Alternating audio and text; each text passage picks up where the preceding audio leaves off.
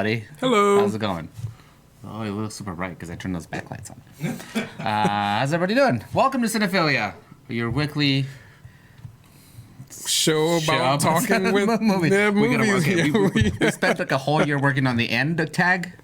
Now we gotta work on the beginning. We finally got the end correct. Yeah, we're like, it's pretty good now.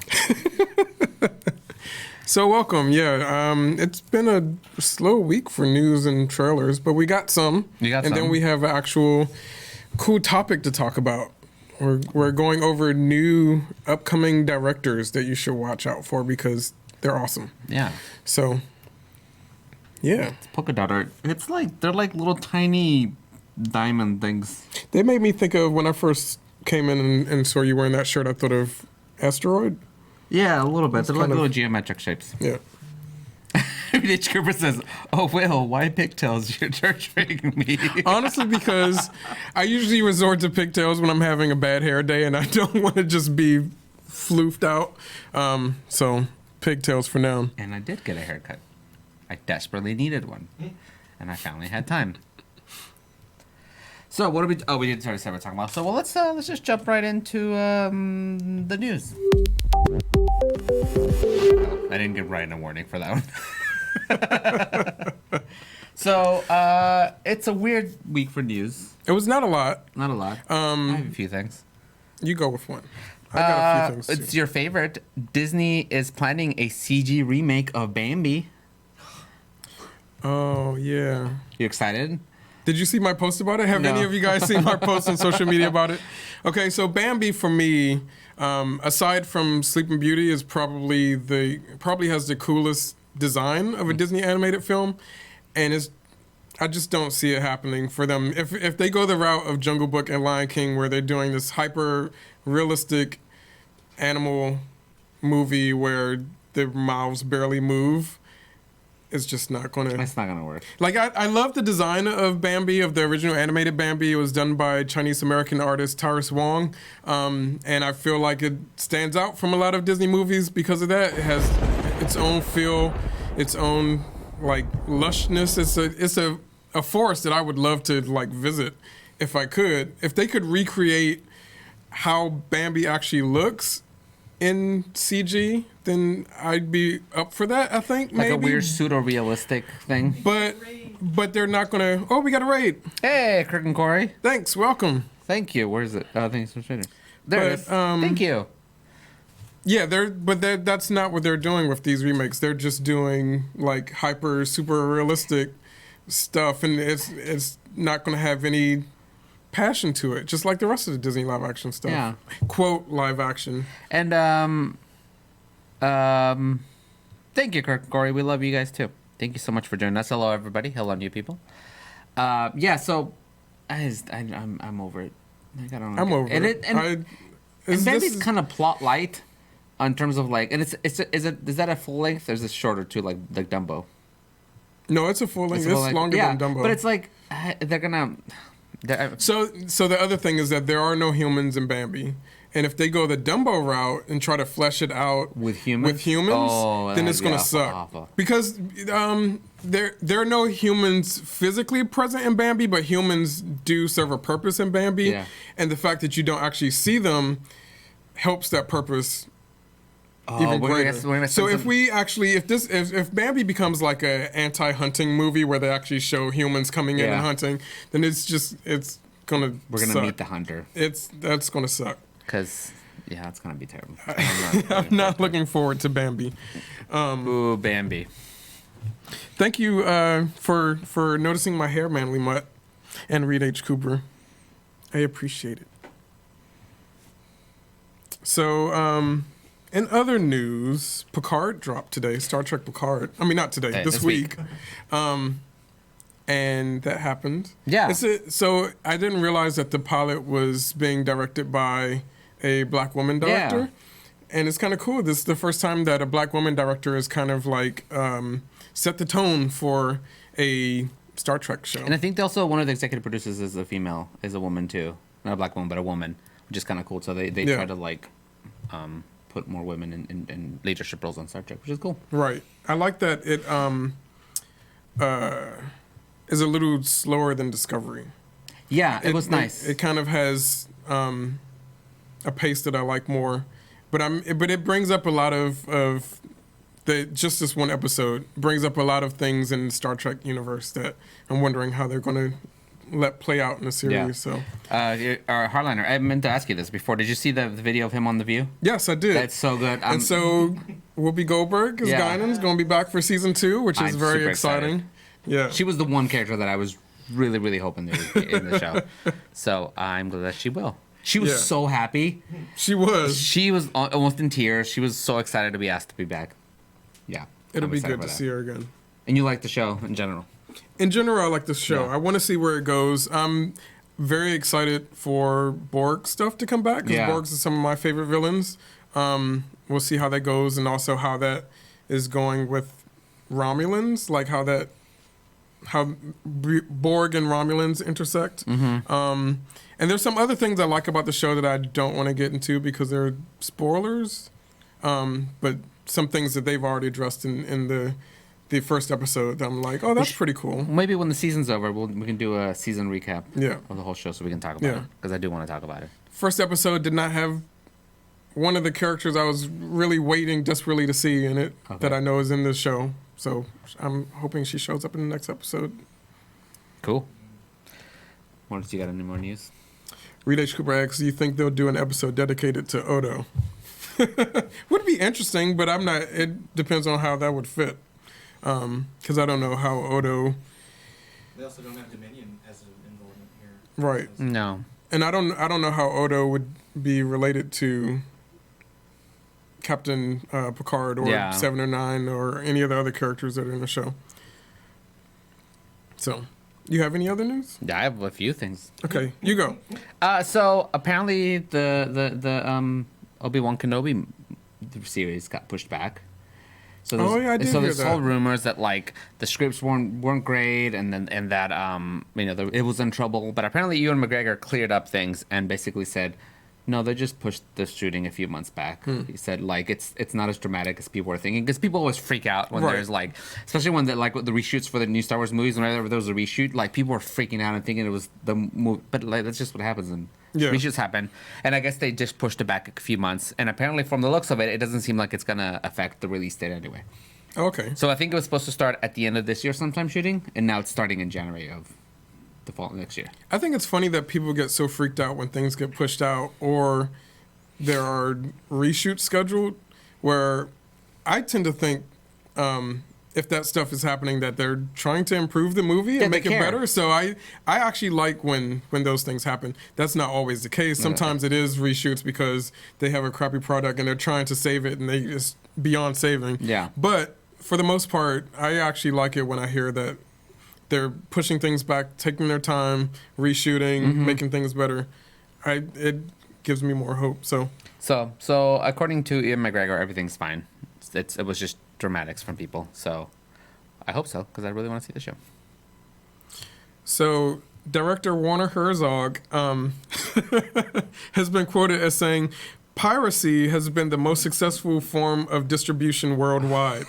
And he actually wants you, if his movies are not streaming or not available to you, he's like, please pirate my movies, because he wants you to see his movies, and people aren't able to see his movies. So I think that's pretty interesting. I mean, I totally understand that creators and artists and crew even need to get paid, and sometimes that comes from royalties. Sometimes royalties are like change, so it's not a big deal. But I'm not supporting piracy. I'm not coming on this show saying you should go out and pirate stuff, but if you got to see some art, you got to see some art. You got to do what you got to do. Yeah, especially. I mean, I pirated when I was younger, and there wasn't a lot of streaming services. I did. I went on BitTorrent sites and watched movies that way because I couldn't find them anywhere else. But now now it's a hassle. Like my piracy days are so way behind me because it's so much trouble to go on websites and look for things. I don't have the time anymore, so I appreciate it. But it does suck that not because of companies and rights making money, you have to go hunting even now to find a watch them legally. Yeah. But it's gotten so much easier just to legally. But I mean, I understand his point. I guess. Yeah. Harlina says, "I'm sure there's a huge demand of piracy of his films." Yeah. But this is the same thing that came up when the conversation of how music. My voice just cracked. Of how music is would be distributed because piracy hit music hard. Yeah. But this is the same stance that Bjork, who's one of my favorite musicians, came out about, saying like she didn't care if you pirated her songs because she just wants her art to be out there. And it's I think it's cool to see artists that just want to create art and want their art to be out there and want people to have access to their art. However that means, and it's kind of an anti-capitalist stance that I'm okay with.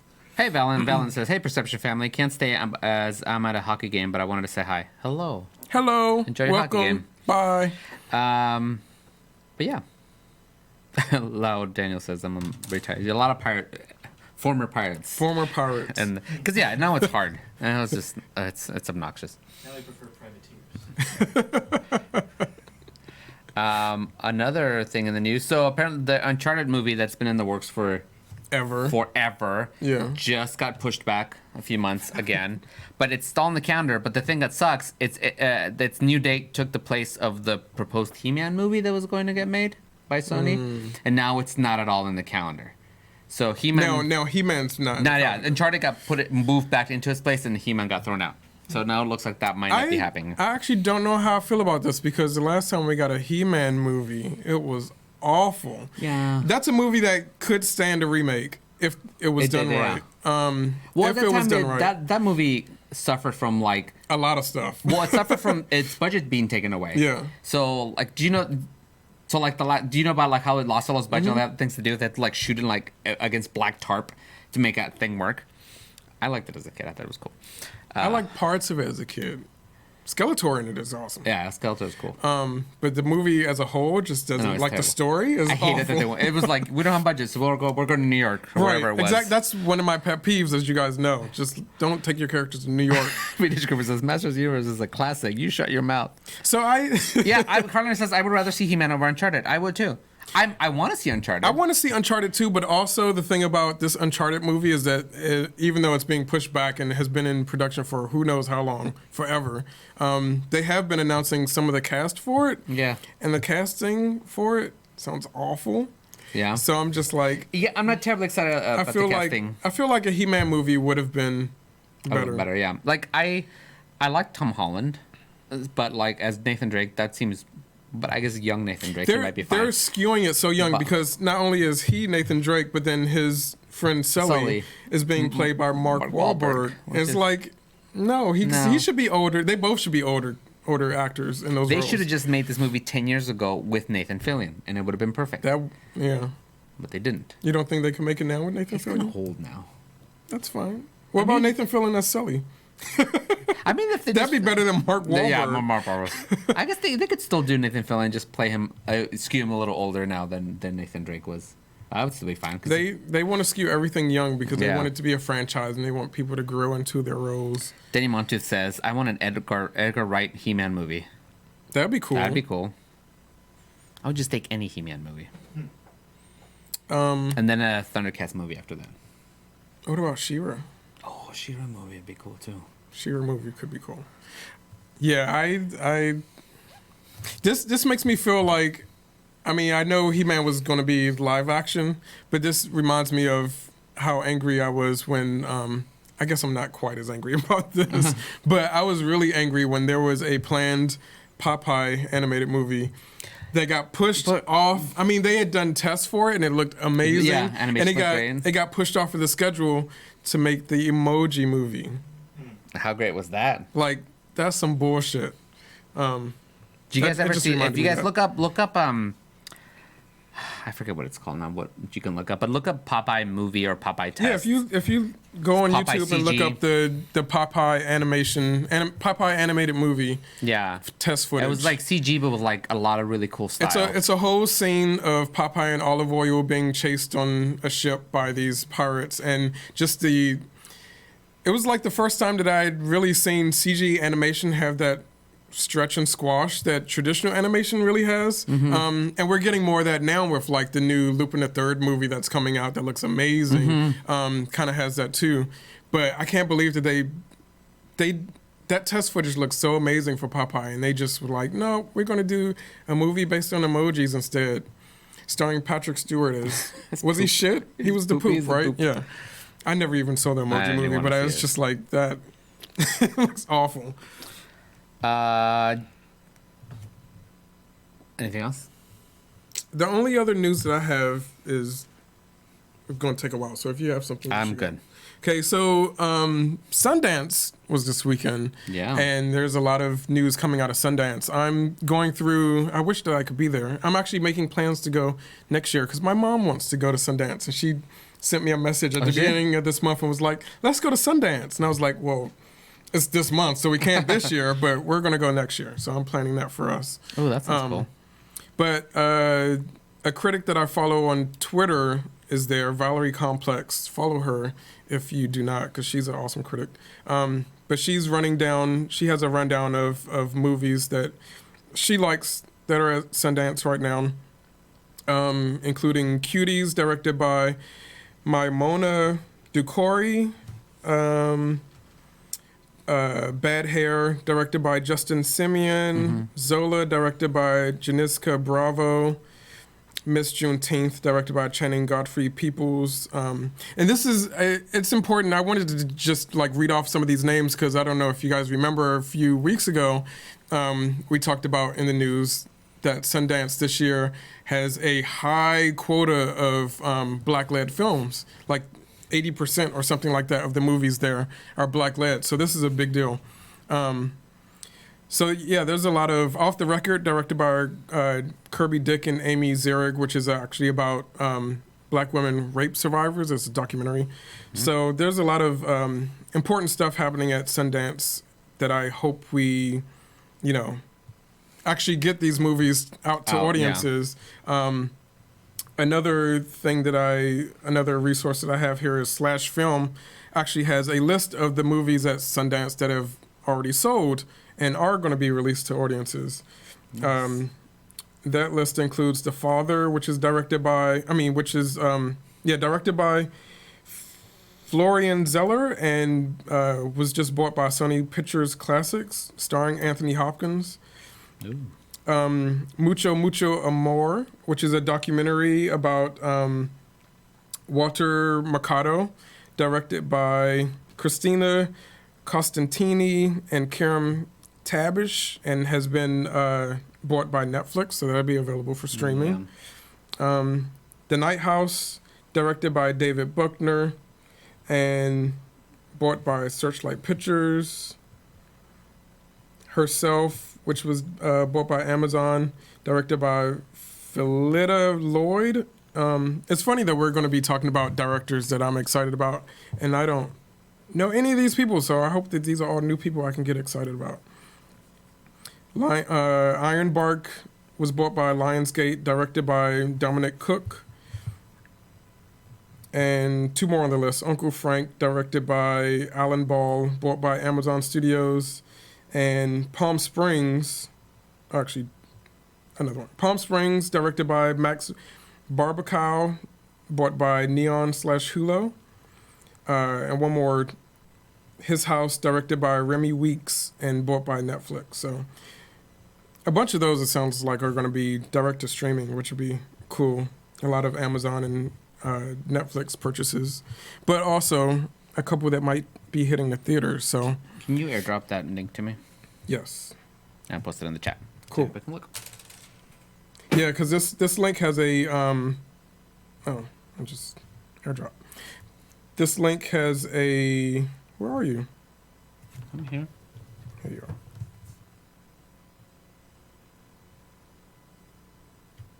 That's not airdrop. But whatever. That didn't happen. Sorry.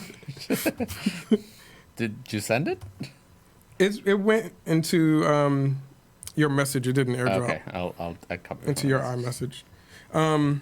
But yeah, the link that Art's going to be posting actually has descriptions of all the movies, so you can learn more about them. Right there.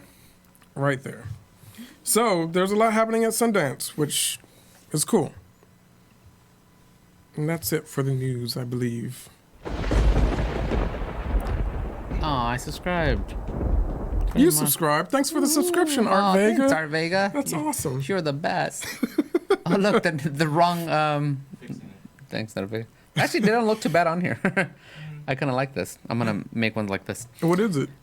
It's the background for Perception Check. Okay. Perception Check stuff. Got it. Cool. Do you want to try some trailers?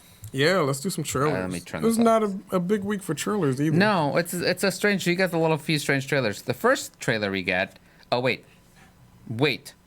Now, some trailers. I made these transitions, so I'm going to use them. Yeah. First trailer is...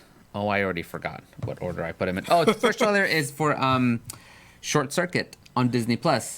They're doing a sequel or remake to Short Circuit? Hold on. I had the same reaction. Yeah, this is a reaction we all had. And that you have the same reaction. I'm sure some of you haven't. No, it is not a remake of the 80s movie. Has nothing to do with it.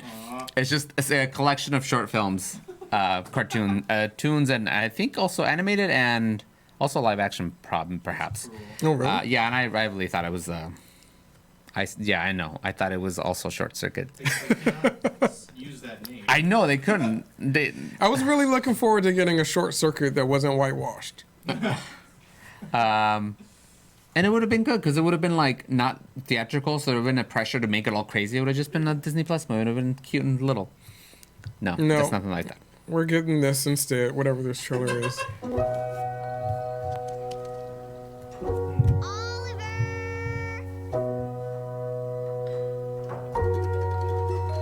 And do let us know if volume's okay. I know we've been struggling a little bit, but with that trailers. Some of this has really cool style. Mm-hmm. This would be nice because we'll get a bunch of different things. So I guess this is Disney is following suit with what Pixar has been doing and letting. Who's directing these? Are they just like first-time directors that they're letting test their talent? That would be really good information for me to have when I play this trailer. It was a little black girl with Afro puffs. I love her.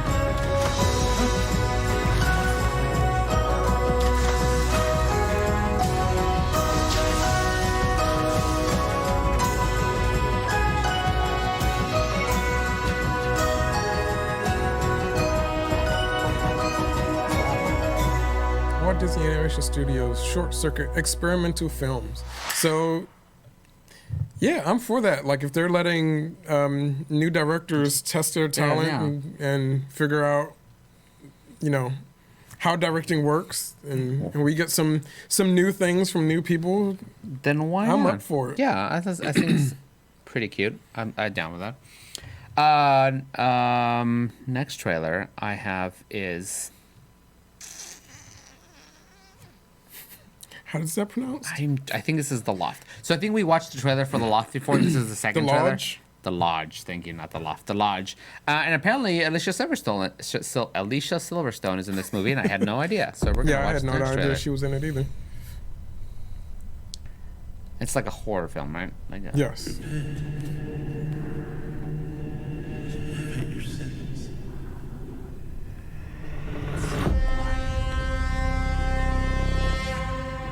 How would you feel about going to the mountains for Christmas? Grace really wants to get to know you guys. I feel like Alicia Silverstone is in it, but is not one of the main characters, is what I'm I don't want to leave you here with the kids if you're not feeling up to it. I'm feeling fine. I can do a couple days. It's like a cameo or supporting role. That's Grace. Everyone committed suicide except for her. Should we pray now?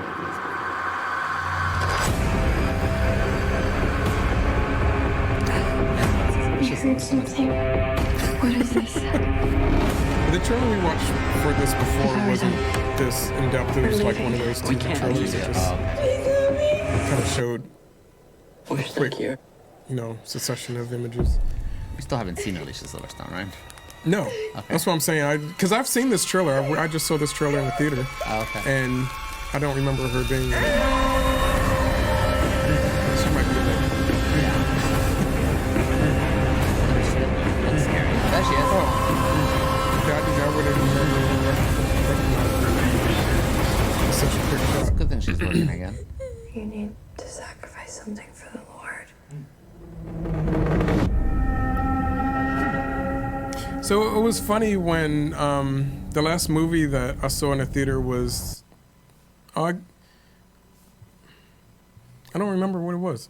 1917. No, but it was a movie that we saw together. We saw Color Out of Space.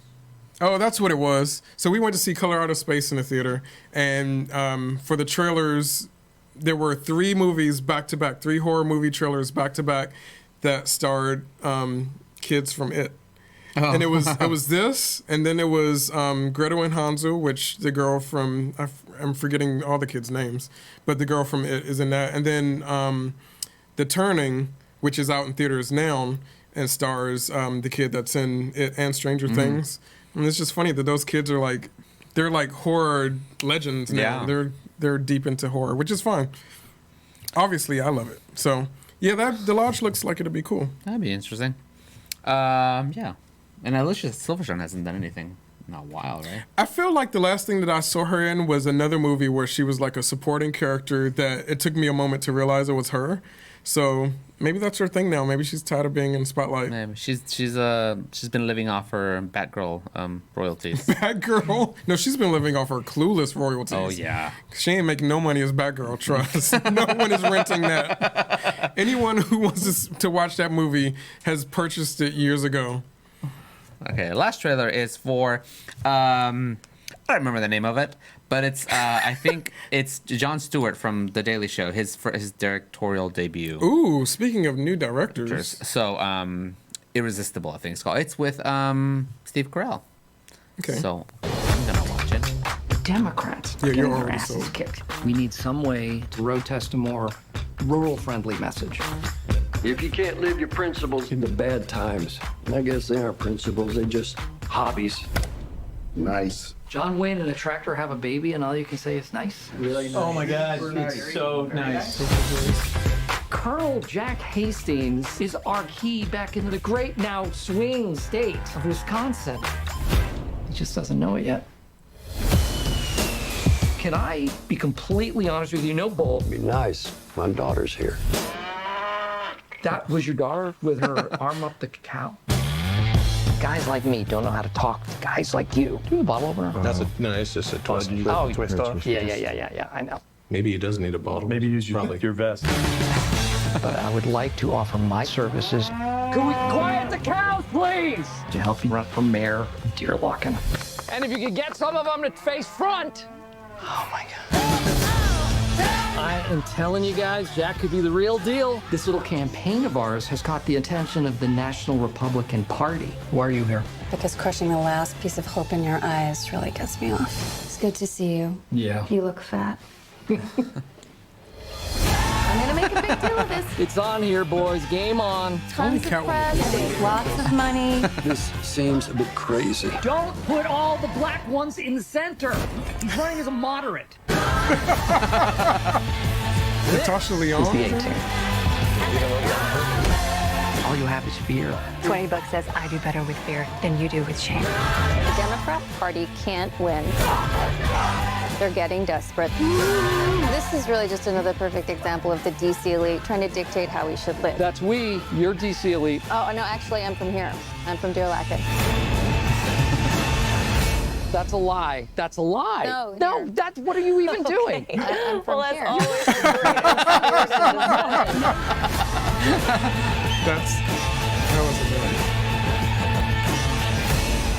That looks fun.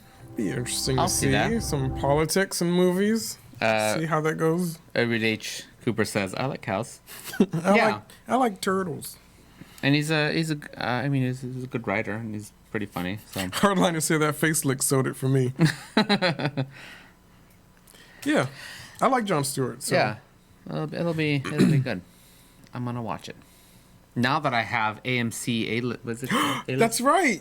You and Amber got AMC A-list this week. So if you guys That's the big news. If you guys haven't tried that out, I suggest you try it at least. Well, you have to sign up for at least 3 months. But it's here, and I guess it's different price wherever you live. If you live in like a less busy area, then it'll be cheaper. Yeah, California gets the more expensive prices, but if you're not in California, it's $25 a month. But we watched 3 movies a week, and it was really three movies a week, not a month. A week. Yeah, I really like the Entourage thing. Where like you basically share with your friends who also have A-list, and then you can just buy. One person can buy tickets for everybody, so you can select all your seats together. That's kind of nice. We really liked it. It was really super easy. So have you gone to see something with it? We went to see 1917, and we went to see Weathering with You. Okay.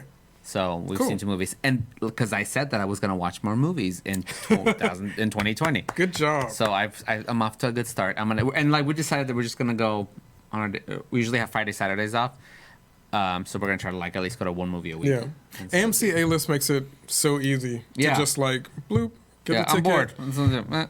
There's an AMC super close to my house, 3 miles away from my house, 2 miles away from my house, which is not my favorite, but it's there and it's easy to get there. But you get 3 a week. You can go see 3 movies a week. It doesn't matter how you watch that. So even if you just have 1 day off, you can go see 3 movies in one day, and it counts. Yeah. So. And then we have the Block, which I hate going to the Block, but they do have a lot of independent movies and a bunch of small movies because it's a huge theater. I think they have 30 screens. Yeah. So I'm always surprised there with some of the movies that end up there because that's where one of the theaters I usually go to.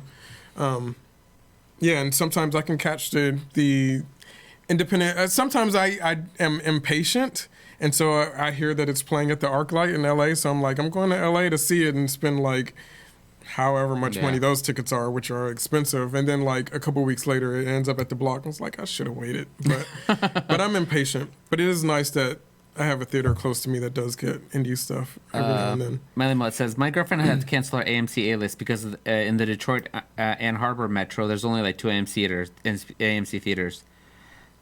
Closest to her is 40 minutes away. Dang. That sucks. Yeah, I don't actually have a lot of them near me. I have one that's really close to me, and then any other one that I have to drive to, they're about 20 miles away. So not crazy far, but they're not super close to me. Yeah. And the one that I have it's fine.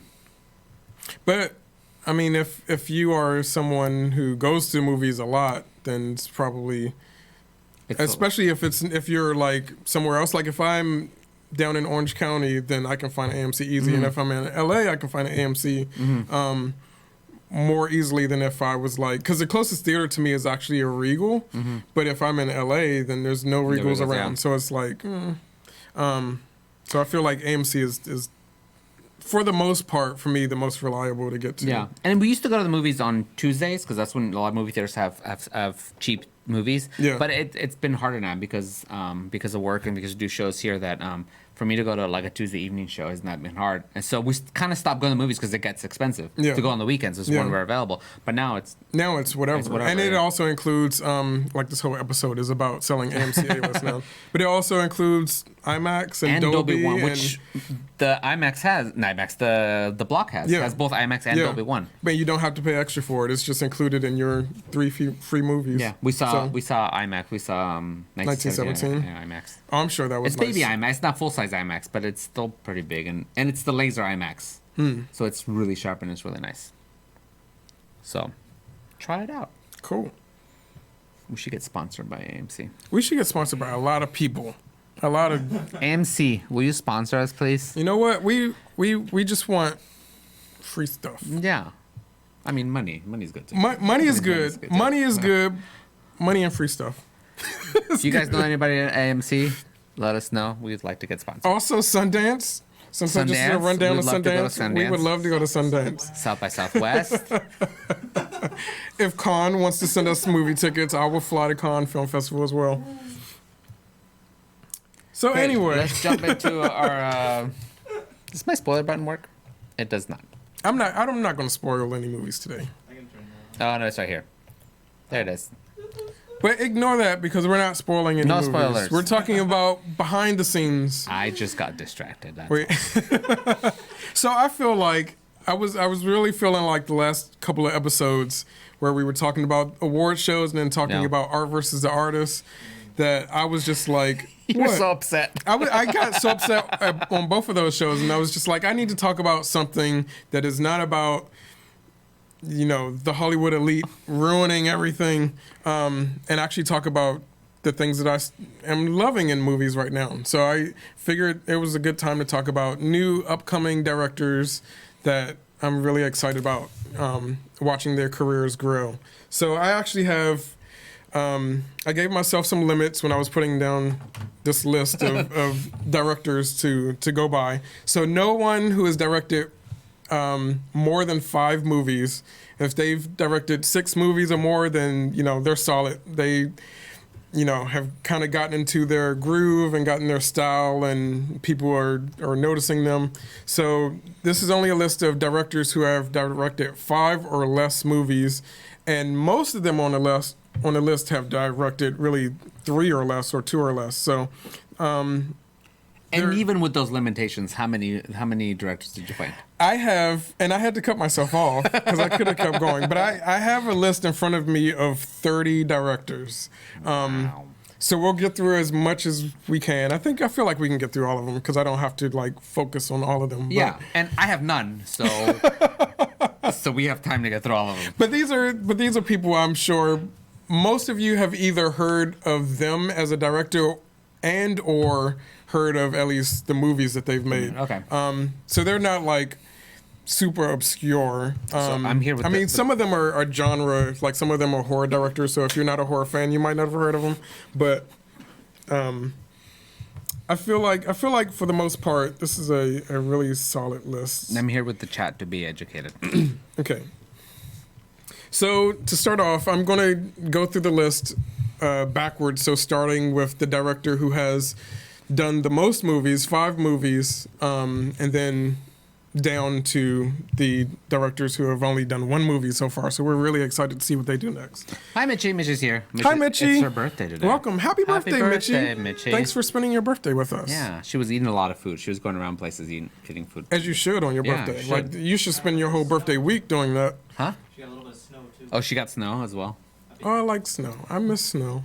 I don't miss being in snow, but I miss being... The idea of it? Yeah, the idea of it. From a window? Because I grew up on the East Coast, so I'm used to snow, and there's none here in California. Man, I should have gone to Big Bear with you guys. Yeah, I was going to say, there is in California. You just have to drive to it and up a mountain.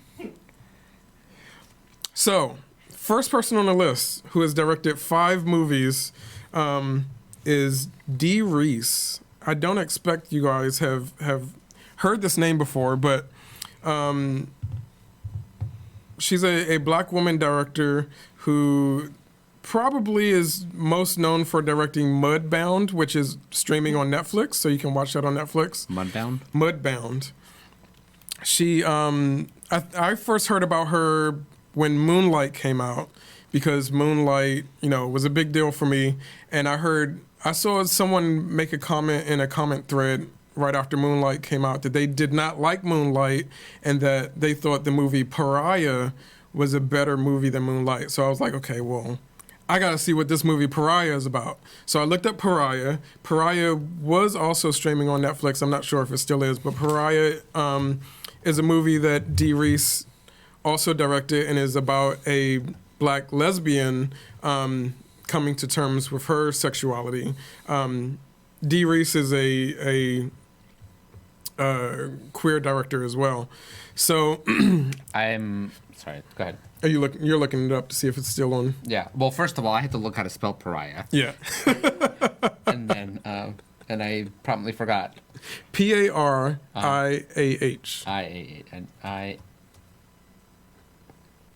So it doesn't look like it's still on Netflix. No. So I watched Pariah, and have to say that I disagree with the guy's comment. Not that I disagree that Pariah isn't a good movie, but I find it hard to compare Pariah and Moonlight because Moonlight is very much about an introverted person coming to terms with their sexuality and how they keep a lot of it in, and they're very internal about things. And Pariah is just the opposite, where this person coming to terms with their sexuality is actively seeking validation from people around her, and actively seeking like that kind of connection where the person in Moonlight is just like, I'm cutting it all off. So I ended up writing a whole like review of Pariah that spoke about how the two movies actually don't need to be compared because they actually work in tandem with each other. Like both movies should be watched and appreciated for what they are. And that was my introduction to Dee Reese, and I ended up watching a couple of more of her movies and was like, yeah, she's a great director. So Muddown actually ended up getting nominated for a lot of awards. I think she won a few. So now she's actually getting more acclaim and recognition, which is well deserved. She also directed the biopic Bessie, which is about the old jazz singer starring Queen Latifah in the title role. And she's apparently, up to date, all the work I've seen of hers has been drama. But apparently her next movie that she's working on that's supposed to be coming out this year, 2020, but is as yet untitled, I don't know anything about it, is a horror movie. She's doing a black lesbian horror movie set in the mountains. That's the description. So I'm like, hell yeah, I want to see that. So first person on our list, Dee Reese. I'll have to make a list or share a list of all these directors so you guys can have this list to keep on hand and keep a lookout for all these people. Because these are all people that I want you guys to go look at their work and follow their work if you're interested, if it sounds interesting to you. I just want to jump in here for a second. Mitchie says, I got really drunk really fast and now I'm here. Careful when she's drunk. She starts gifting subs. She said, I'm 23. She's a child. And I'm saying she's a child. And Money Butt says, to be 23 again. I'm turning 39 this year. You know what's funny? Will was also turning 39 this year. So and who else? Yeah, I was going to say. No, they think I'm 28. I always thought that was funny that you and I are in the same year because a lot of our friends are like just slightly younger than us. It's like me, you, and our friend Erwin. We were the three that are in the same year, and everyone else is younger than us. Or a couple above. Like a good chunk above. Yeah. 81 babies. So, surprisingly, that's the only director on the list that has done 5 movies. No. So, she just barely... I actually thought when I was putting this list together that Ava DuVernay and Taika Waititi would be on the list, but they're both done more than 5 movies. So, I'm just like, they're solid. And we already know Taika. We already know them. No longer new, up-and-coming. A couple years ago, yes. Yeah.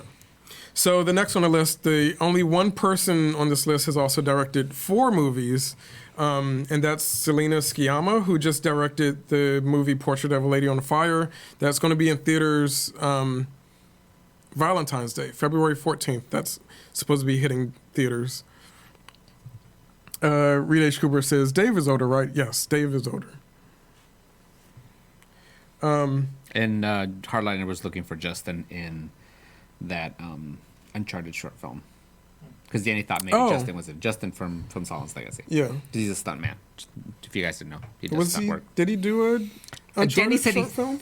There is an Uncharted short film with, I don't know if you've seen it, with Nathan Fillion as Nathan Drake. Oh, I remember that. Yeah, so... But was Justin in that? Danny said he thinks he might have been. Oh, okay. He wasn't sure. So Hardliner went to watch it.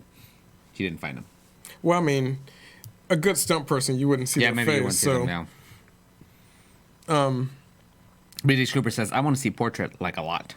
Portrait of a Lady on Fire was amazing. My second favorite movie of last year. And it's upsetting that it got pushed back for mass release because I have no one to talk to about it because no one's seen it. But definitely go check it out. It's great. So this director, Celine Sciamma, also directed the movies Water Lilies, Tomboy, and Girlhood. And her work, clearly I mean, if you know of Portrait of a Lady on Fire, it's a lesbian movie. So her work is very much in the realm of queer or lesbian art films. And they're all beautiful. They're just so wonderfully shot. And it's what I really got from Portrait of a Lady on Fire was that it was refreshing to see a lesbian film, a big budget, not too big a budget, but a lesbian movie that actually had some money behind it, so that it looks like a big, well-made movie, but actually focuses on the instead of being just like, oh, women are having sex, it focuses on the actual like emotional connection of women, because it's directed by a woman. That's like, we need more. Yeah. Right. Who knows? So it wasn't just like a TNA fest, which I feel like a lot of times when we get lesbian representation in movies, it's just like, oh, that girl's kissing a girl and it's so naughty. No, it wasn't like that. It was a very wonderful movie. So definitely go check that out. I'm not sure what is next for her, because Portrait of a Lady on Fire is still just hitting theaters. So I don't know what she has lined up to work on next. On to the directors who have directed 3 movies. There's a couple here. And finally we get to a movie that you've seen. Yay. So Barry Jenkins, who directed Moonlight, has now directed 3 movies. Moonlight was his second. His first was Medicine for Melancholy, and his most recent was If Beale Street Could Talk, which was also really amazing. I didn't love it as much as Moonlight, because Moonlight, obviously, I can be biased. Yeah. Moonlight was made for me, I feel like. If Beale Street Could Talk was amazing still. And Barry Jenkins is now working on a show for Hardliner says it's a 404 error. For that link. Okay. Barry Jenkins is now working on a show for Amazon, I think, that's all about the Underground Railroad. So that could be interesting. It'll be interesting to see what he will do with a longer format, like not just a movie. And something else I should point out about this list is that when I was putting this list together, going by like the 5 or less movies that these directors have done, I made sure that they were all 5 or less feature films. But that means that some of these directors still have done a ton of shorts. Barry Jenkins, Celine Sciamma have a ton of shorts out there that you can find online and watch. And also some of these directors who are new to doing feature films aren't new to directing altogether. Some of them have worked in television, done like directing episodes of shows and stuff like that. So it's not that they're necessarily new to the industry, or that their talent isn't honed, because these directors are all amazing, which is why they're on my list. It's just they are just getting into, being able to do their own stories in feature film. After Barry Jenkins is Andy Muschietti, who has directed the horror movies Mama and It 2. Okay. I have no idea what... Oh, I do know what he's doing next. I have it right here. He's actually moving out of horror, apparently, unless they're going to give this movie a horror slant. But he's actually directing the new Flash movie for DC. No, okay. Which...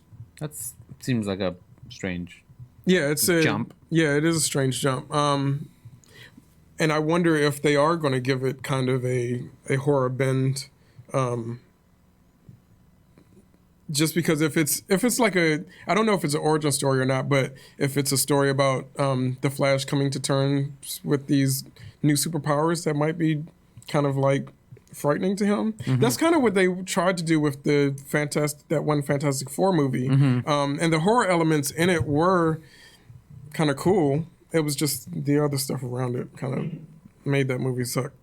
And then we have New Mutants coming out, which is also a superhero movie, but with a horror bend to it. So this might be a new trend that, you know, horror directors are getting into. I mean, James Wan directed Aquaman, and he's a horror director. And then the new Doctor Strange movie is also supposed to have a horror feel to it. So with a new director, because that one left. Yeah. Oh, yeah. I don't think they've announced who the new director is going to be. So yeah, I feel like a lot of these genre directors are really coming into their own and also figuring out that they can do more than horror. Horror can be like a jumping off point. But then there's also directors like I was saying, Dee Reese, who has already established herself, and now she's like, I want to do horror. It's like when we get these big stars who have already established themselves, but then go back to do horror. I love when that happens. Yeah. So, another horror guy, I don't actually know if this is pronounced Fede Alvarez or Fede Alvarez, but the director of the Evil Dead remake.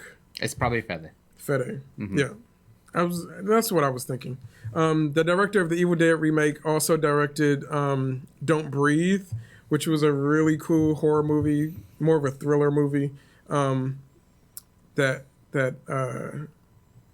If you guys haven't seen Don't Breathe, I highly recommend it. These people who are trying to make some money for, I forget what reasons, they end up breaking into a house that they think is owned by an old man who's blind, and it turns out that the old man is like trouble, and he gets their asses. Like, don't break into just anyone's house, I guess, is the message. But he also directed the last the last movie in the series of Girl with the Dragon Tattoo movies. He directed The Girl in the Spider's Web, which I did not see, so I don't know how that turned out. I don't remember anyone talking about it, so that may have been one to pass. I don't know. Those movies kind of sort of came, they're like, everybody's excited, and it sort of trickled away. Yeah. Next for him, he's actually directing an untitled horror movie set in the White House. And in addition to that, it's also rumored he's one of these directors that a documentary. Yeah, right, a documentary. He's one of those directors that kind of has put his own stamp on things, so people would notice like movies as his. Okay. So he's getting a lot of attention and a lot of people wanting to work with him. So he's got actually a couple of in the works movies, and I don't know which ones are actually going to pan out and which ones are going to be next. So that's one. The White House Horror is one. Apparently, he's also in talks to direct a remake of Labyrinth. No. No. Leave it alone. I knew that this reaction was going to happen. I'd rather have a sequel because I could just ignore it. If they were to do a remake, who would be Jareth?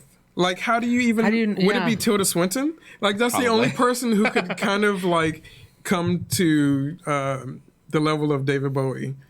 And they probably wouldn't be a musical. They probably wouldn't a singer. No, not Lady Gaga. No. Well, it's interesting because when that movie was first made, they definitely wanted a rock star in it, and it was originally supposed to be Michael Jackson Prince. Michael Jackson and Sting are the two that they looked at. Sting. Okay. and David Bowie. But they wanted David Bowie. Yeah. And Michael Jackson and Sting were the backups. That movie is so... David Bowie is so intrinsic to that role that it's hard to see anyone else do that. The Goblin King would have to be completely different character. Like different... You couldn't just try to make the Goblin King in that same... It would just have to be a new version of the Goblin King. Yeah. Because that was so much just David Bowie. So while I like this director, I like Fede Alvarez a lot. Evil Dead remake is one of my favorite horror movie remakes. I'm not really big on horror movie remakes, but I absolutely love that one. A White House Horror, I would be interested in seeing. I'm not sure how a Labyrinth remake would go. No. I'm not excited about that. I'd rather them explore as a sequel or like in the world of Labyrinth, do something. Right. Danny says Poppy as Jareth. Poppy. Poppy's funny, but that would be very awkward, as Poppy would love. My first exposure to Poppy, by the way, was the weirdest thing because I saw her in person. Oh, really? And because I was at YouTube Studios, the YouTube Studios, and she was rehearsing for a live event there. So I literally walked by her, and just this girl just being weird. like on a little tiny stage with nobody around. They were just rehearsing. I was like, oh, who's this girl? And I had to have the whole thing explained to me. And I was like, oh, now I like her. I think she's fun. So the first time that I saw Poppy was in her video that went viral online of her doing impersonations of movie characters. Have you seen that? It is hilarious. Like she does the whole, you talking to me? But but as Poppy, she's like, you talking to me? You talking to me? It's very weird. I can't do it. But you should go look up that video. It's really funny. Yeah, Hardliner says Poppy. Look up Poppy on YouTube. Look up Poppy movie impersonations. I've saw some of her other videos. Her other videos are cool too. But I mean, I may be biased because I host a show named Cinephilia and I'm obsessed with movies. But those movie impersonation videos are really fun. And just know she's really weird.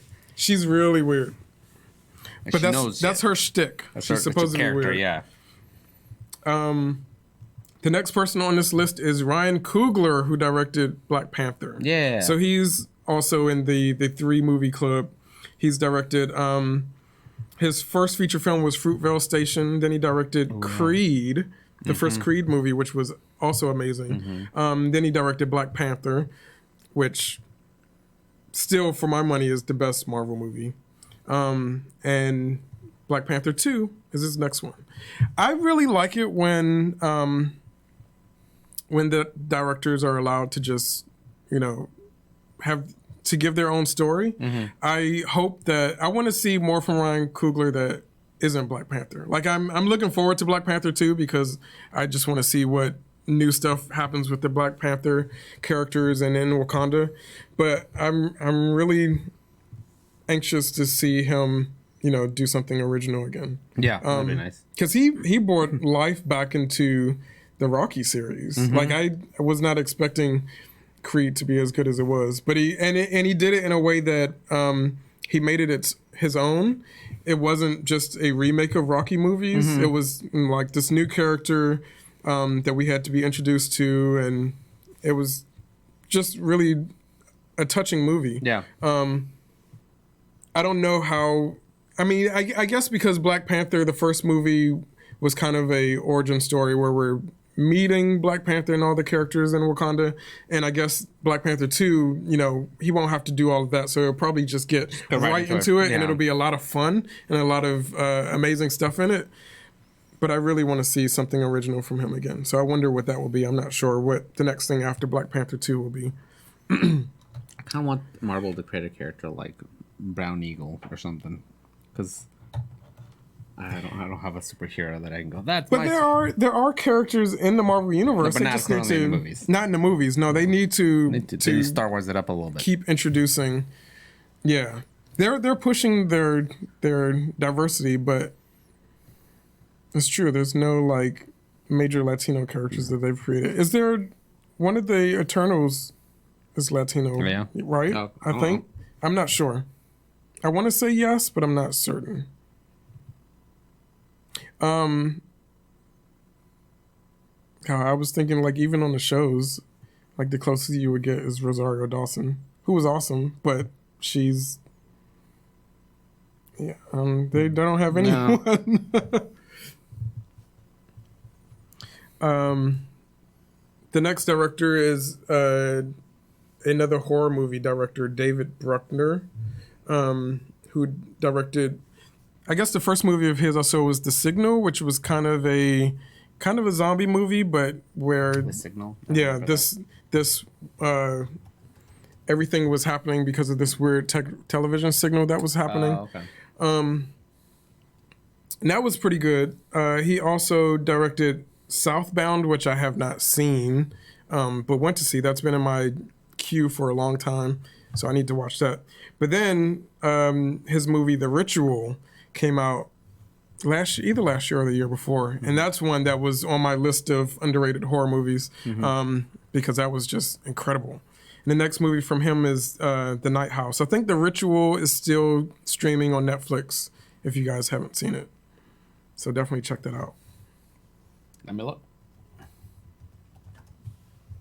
The Ritual.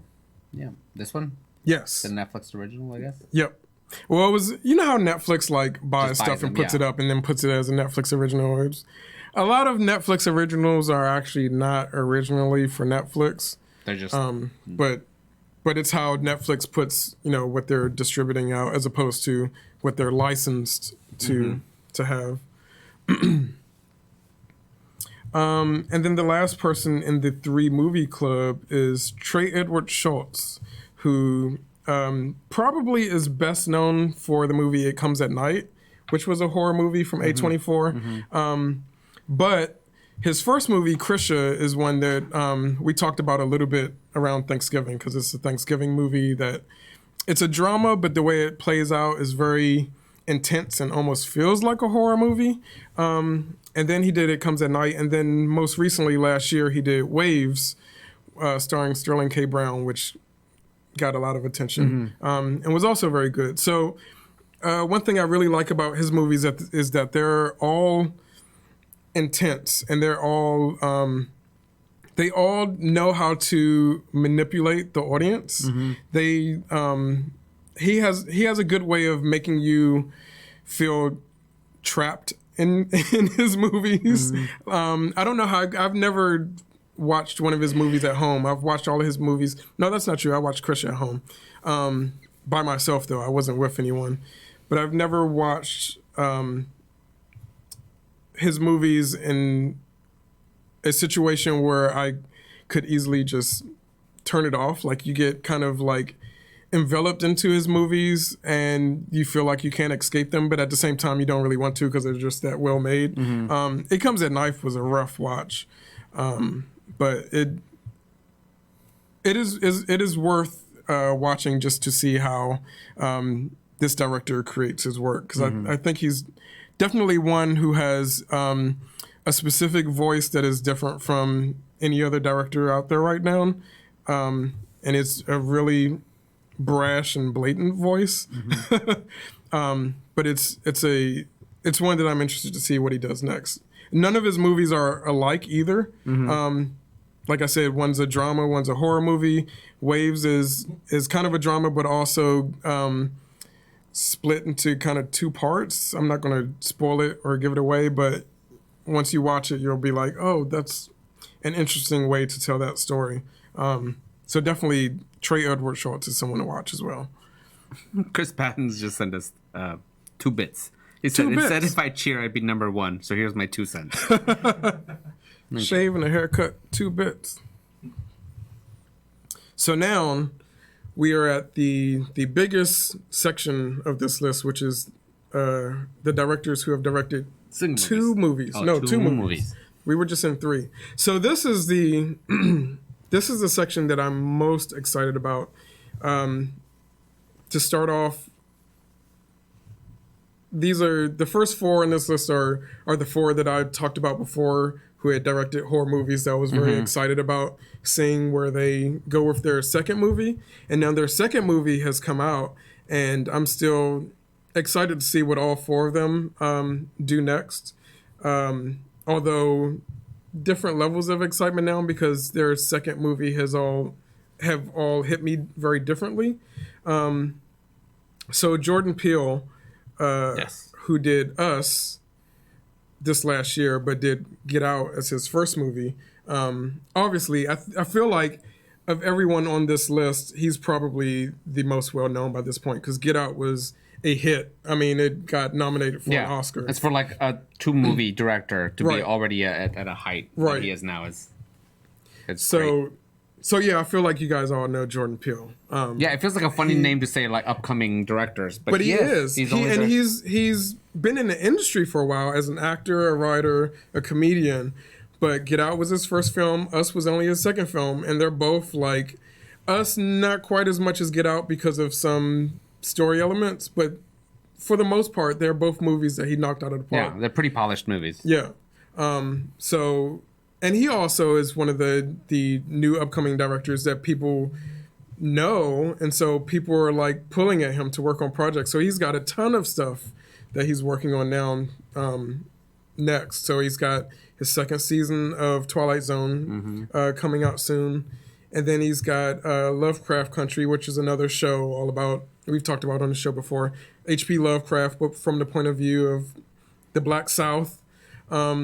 in America. He's got other movies that he's working on as well. I can't even think of any off the top of my head, but he's definitely, there are a lot of things that he's working on.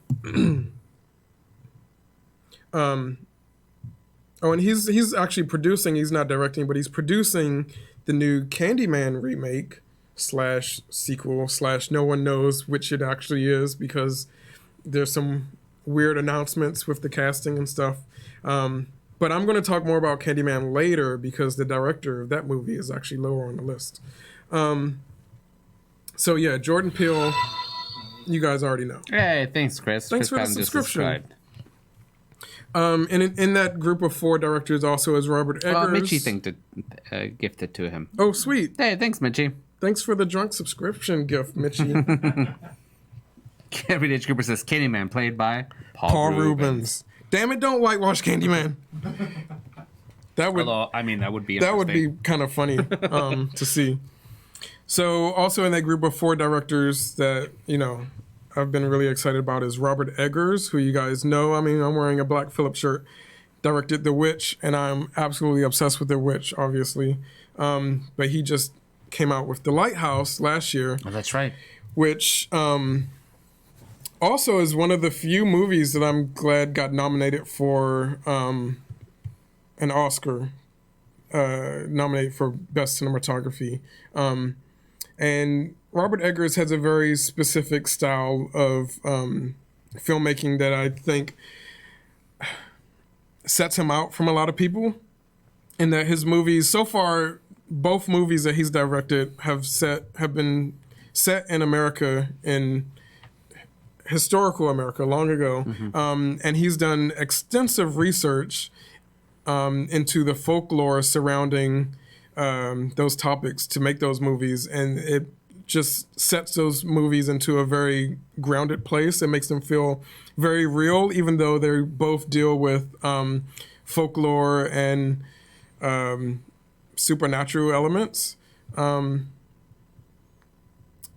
He's a director that I really love, because he's bringing story back to horror movies. I mean, so much of horror that we get now is just jump scares. Like the last 10, 20 years have been just jump scares and slashers and stuff like that. But his horror movies are actually like just, you know, sitting and watch. And there are other directors on this list who are doing the same, which is why they're on this list, because I'm loving it.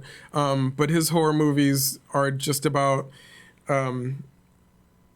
showing, you know, like in The Witch, showing a girl's coming of age and how she deals with her family, but set in this situation where they're accusing her of being a witch, and there are witches around, and is witchcraft real? And you're wondering the whole time.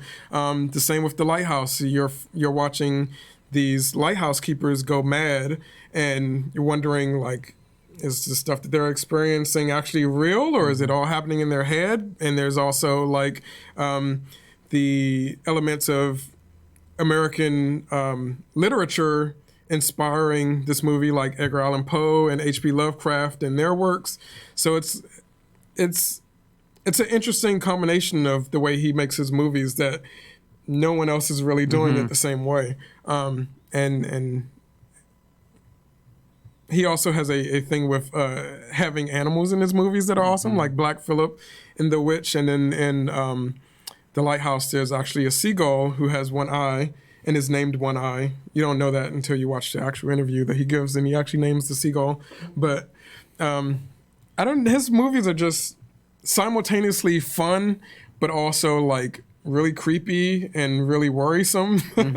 So he has a nice balance of the way he makes movies that I absolutely love. Yeah, I remember The Witch being like not at all what it was marketed. No. It was marketed very much like a regular horror movie. And then I watched it and I was like, well, this is weird, but it was way better. Yeah. And he's a A24 director. Both of these movies have been put out by A24. The Witch, they really marketed it wrong. But I think by the time The Lighthouse had come out, people knew The Witch well enough and knew that it was the same director as The Witch, that they could market The Lighthouse more to the type of movie that it is. And just, you know, let the movie speak for itself, as opposed to treating it like it's some big mainstream horror movie that's going to make you, crap your pants. So they were talking about on the reader script says that he didn't get to see a Lighthouse because it didn't get a screener. No, it didn't barely play it long. But Hardliner said it's on Amazon Prime. It is on Amazon. Already? It's for rent. Oh, for rent. For rent. Okay. So you can rent it for $5. Which, I mean, if you're going to pay a movie ticket to go see it in theater, $5 is worth for rent. Oh, and it's also on Blu-ray already. So you can get on Blu-ray. Which I probably will, because I'm obviously... So The Lighthouse was a weird movie for me because I went in obviously being obsessed with The Witch and thinking, this director is so amazing that I can't wait to see this movie. And I went in and watched the movie, and when I came out, I was like, did I like that? There's so much going on in the movie that I think it takes a moment to process. And I came out liking it, but also questioning it. And the more that I thought about it later, the more and more I began to appreciate it more and more. So it's the type of movie that grows on you. And I feel like I was saying, he doesn't put jump scares in, but there's a lot of symbolism in his movies because of all of this history and research that he's done. He's putting in things that if you haven't researched this type of topic, then you wouldn't know offhand. But it all means something, and so there's so much symbolism that you leave thinking about the movie and what everything means. And the more you think about it, and the more you figure out what everything means, it's like, oh, that's really cool. Like, I appreciate that more. So it's definitely a movie that I think is going to be analyzed for a couple years by film people. Because there are so many different takes. I had my own take coming out of The Lighthouse. I've seen other people with their own takes that are vastly different. It's kind of like how Hereditary was a couple years ago, who is actually the next director on the list. This is a nice segue. But a lot of people got a lot of different things from Hereditary, which were all kind of correct. I always say when we're watching movies, we kind of inform the movie with our own experiences as well. And I feel like that's how Lighthouse is too, because I got a whole toxic masculinity, homosexual vibe from The Lighthouse because of these two lighthouse keepers shacked up in this lighthouse together. But a lot of other people got a totally different vibe from it. And it's like, well, if you add that to it, then it's totally all of the above. It works. So, Hereditary was a major movie for me when that came out. That was like also a A24 horror movie that I absolutely loved for a number of reasons.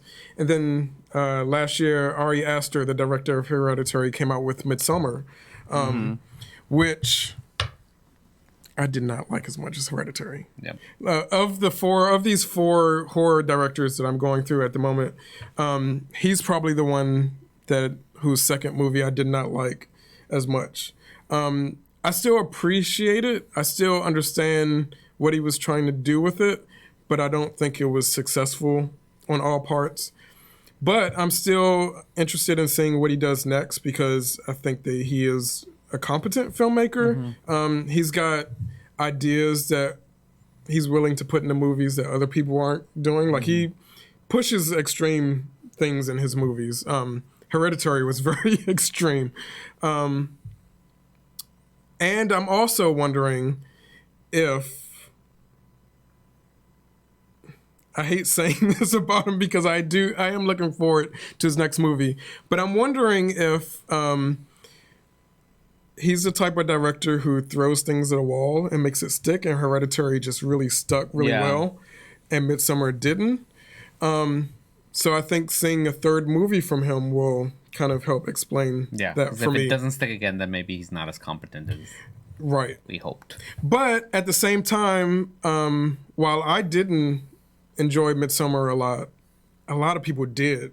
So he's still like on the rise. People love his work, and it's understandable why. Like, I get the critiques that people give him and why they say that they love his work. It just didn't play out that same way for me when I was watching Midsommar. So Ari Aster is still someone to watch. The last of these 4 directors who originally directed horror movies is Jennifer Kent, who directed The Babadook, who's right down there. Right there. The popcorn. Oh, this side. On your side. He's on my side. Yeah, a couple weeks ago, Art and I kind of switched sides. Did you guys notice that? Because usually Art's over here eating popcorn bucket. Yeah. Eating popcorn. It just happened because of one of the tables out here. I feel like I'm on this side for some reason. No good reason. So Jennifer Kent came out with The Babadook a few years ago, which was a very personal movie for me. I think it's a great movie in its own right, but it sticks with me on a very personal level on top of that. And last year, she came out with her second feature, which was The Nightingale, which I feel like no one saw. Nope. But it was a interesting change of pace for her because Babadook is so like just straight horror through and through. Like it's inspired by horror movies. It is a horrific way of looking at the topic that she's talking about, and it's horror. There's no question about it. Her second movie, The Nightingale, is not quite horror unless you look at it from a point of view of a historical context. The Nightingale is set in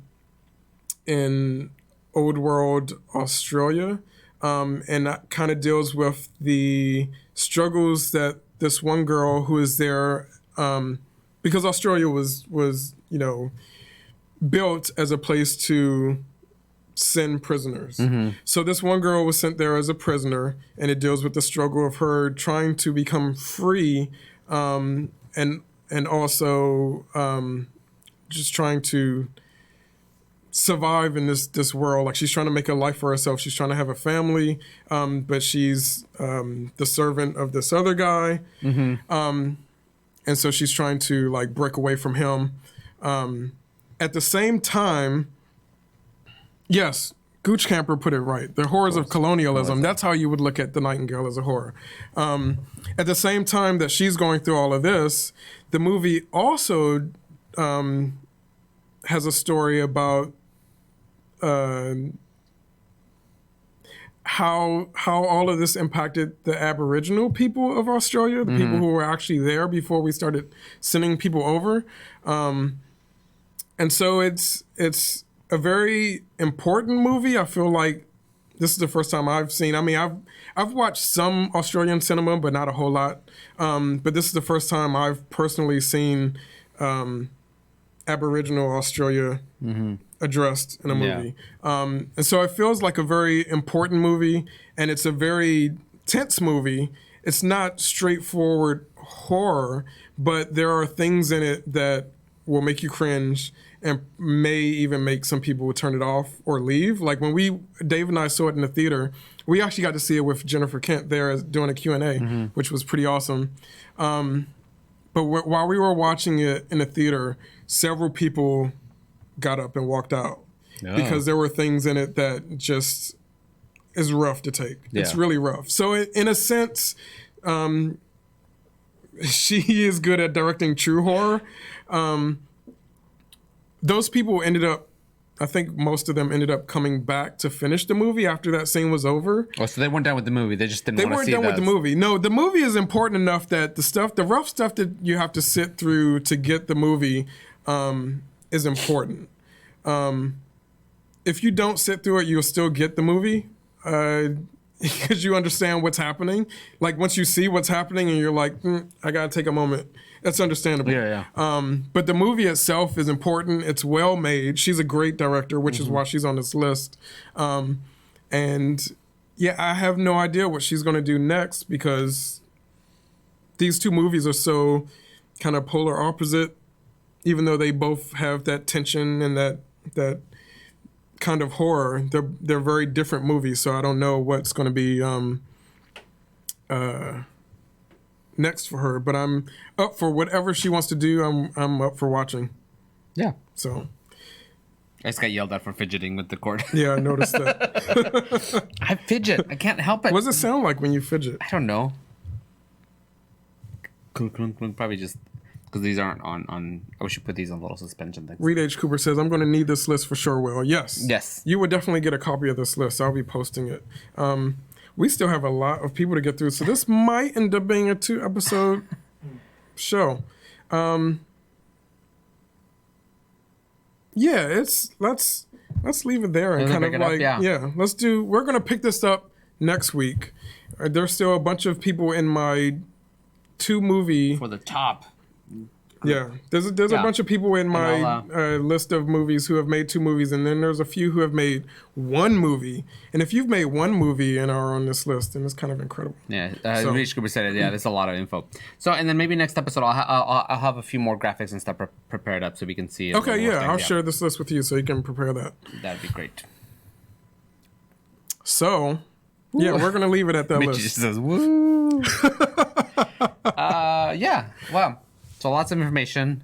Thank you for joining our happy episode of Cinephilia. Yeah, this is.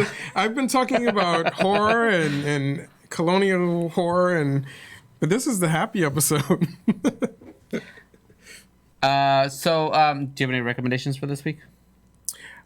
I do, but it's not a movie recommendation. It's the first time I've not had a movie recommendation. It's usually what you do. I recommend, if you guys have never used it before, I started doing this a while ago, and then I kind of took a break from it, and I've just started up again using Duolingo to learn Japanese. Oh, cool. Duolingo is such a cool app. I love it. If you guys want to learn a second language, they have a lot of languages on there you can learn, including Klingon. Yes. If you want to learn Klingon, you can learn that on Duolingo. But it's so easy to use. It's free. You can pay to not have advertisements in it, but the advertisements really aren't a problem. So it's free to use, and it's just awesome. I just saw Weathering to You, and I commend me. I've tried to learn Japanese a bunch of times, and I know I can understand a little bit of it, like words and stuff like this. I was like, maybe I should do that. I should what's really interesting is when I had picked it up first, which was a year or 2 ago.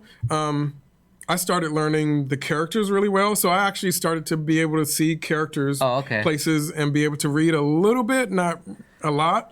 But picking it up now, it's been like a year since I've used it, or maybe a little more. I'm picking it up like that. It's like not really that much of a problem. Yeah. So it's a good learning tool. Like the way that they teach is actually useful. Yeah. They have several different ways of teaching. Like you have to, as far as Japanese, you learn characters and you learn the formatting of characters. So then you have to learn the way sentences are put together. Yeah.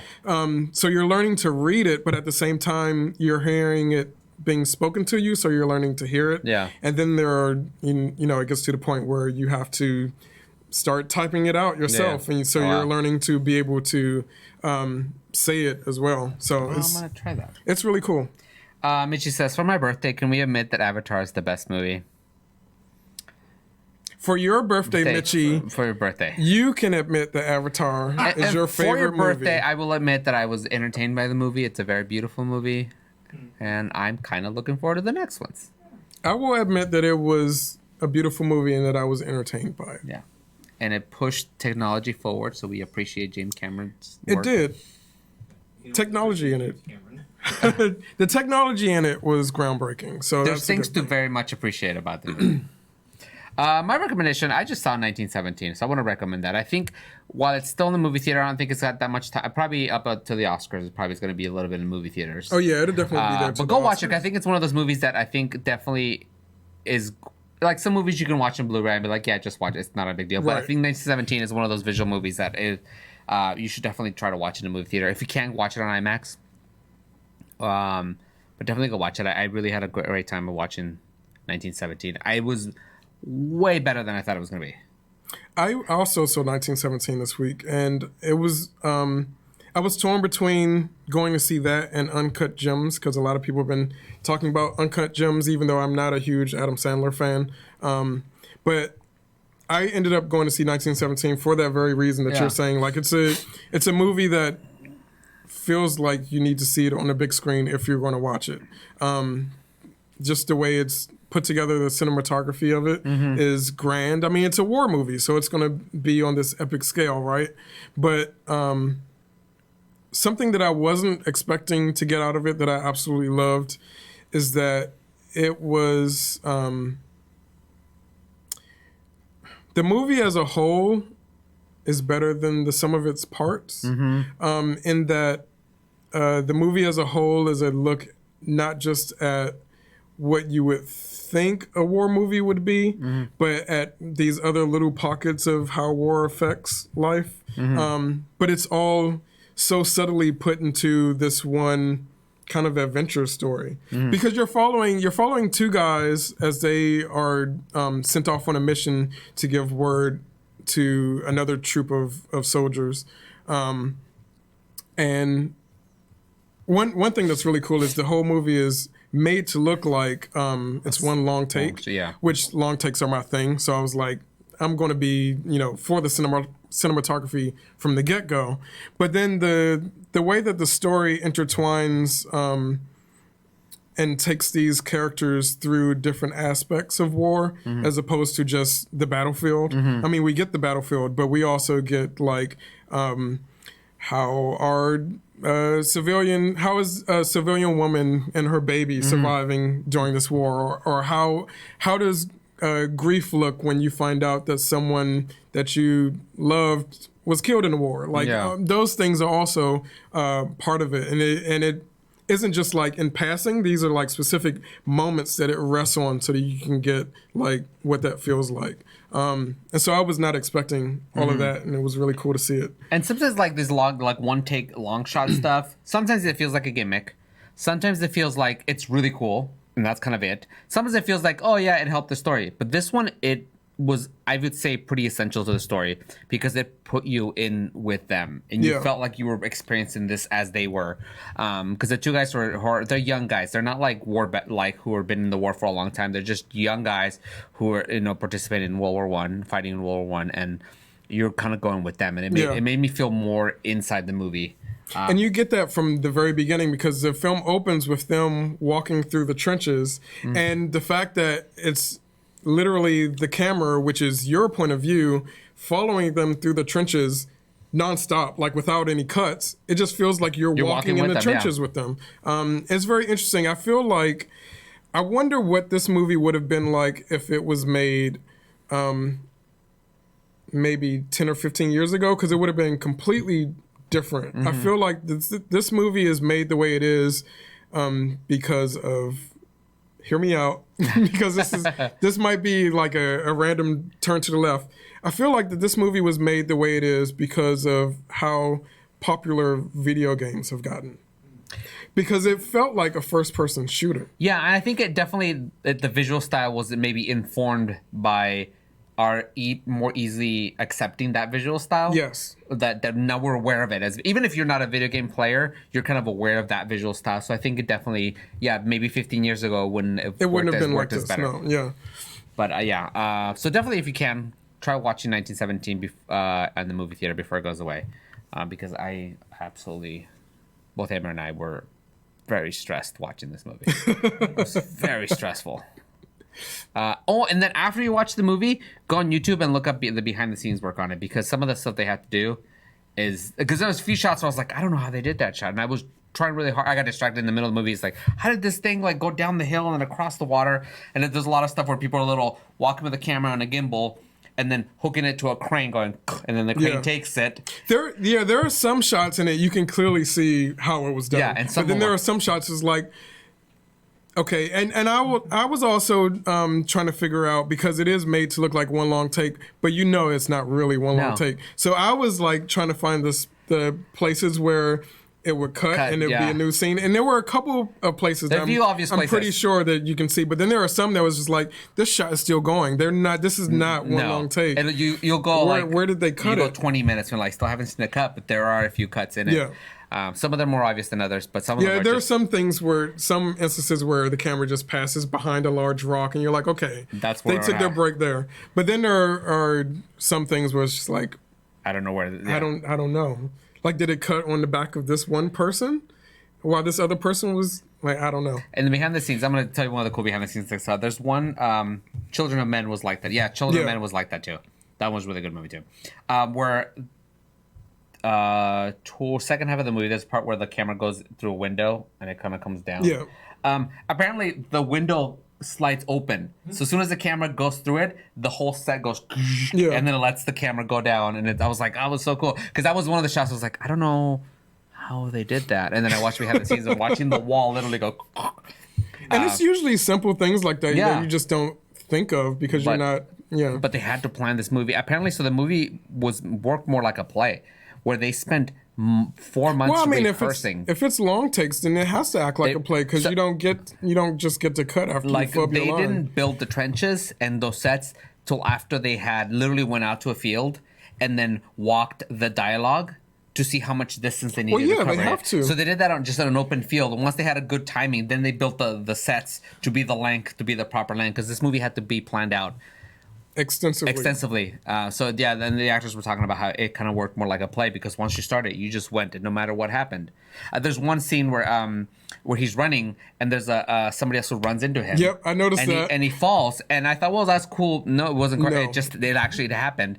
Because in that same scene, there's a whole slew of people running towards him while he's trying to run in an opposite direction, and there are a couple of people that you can tell are kind of like holding themselves back because they don't want to run into him. They like run up and they're like, oh, there's a person there, and now I can run. But there's one person who just like plows into him, and that really happened. But that makes the scene all that more effective. More effective, because I made it real. There was those in that scene.